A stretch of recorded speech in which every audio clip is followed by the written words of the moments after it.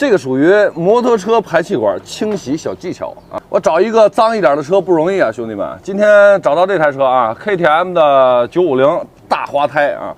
然后你们看这排气管，这排气管上面都是锈啊，各种的砖锈啊，颜色非常的难看，对不对？然后它藏在里边还好一点，有的车呢是是露在外边的，非常难看。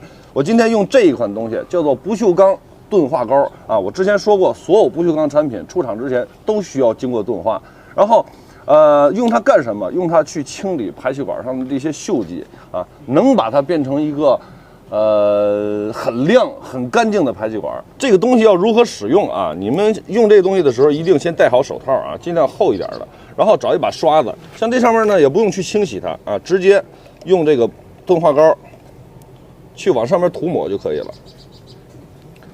然后要是想清洗这些砖锈的话，你比如说这个位置，来看这位置，清理这个砖锈非常非常的快啊，就这样，看到了吗？砖锈已经掉了，看到没有，兄弟们？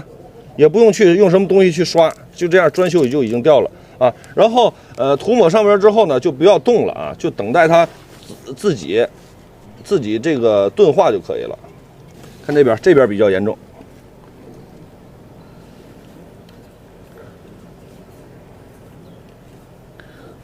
这个属于摩托车排气管清洗小技巧啊，比你们在外边买的那种什么摩托车排气管清洗剂好用很多啊。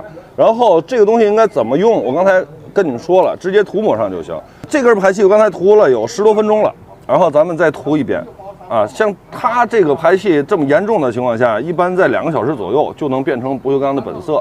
不锈钢的本色呢是一种发白的状态，然后如果你们不喜欢那种白色的状态的话呢，就清洗完它之后拿水洗啊，一定拿水洗。清洗完之后去启动发动机，30秒钟6000转啊，30到40秒钟6000转，它就会变成一个金黄色。如果你要是想让它烧蓝的话，得1、2分钟左右啊就可以。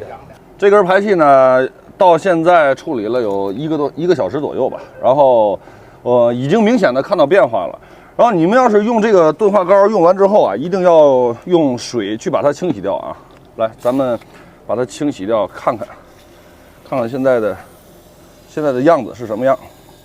这根排气管刚才的时候是什么样，你们再倒回去看一下，对不对？再看看现在是什么样啊？这个位置好像有点没清洗掉。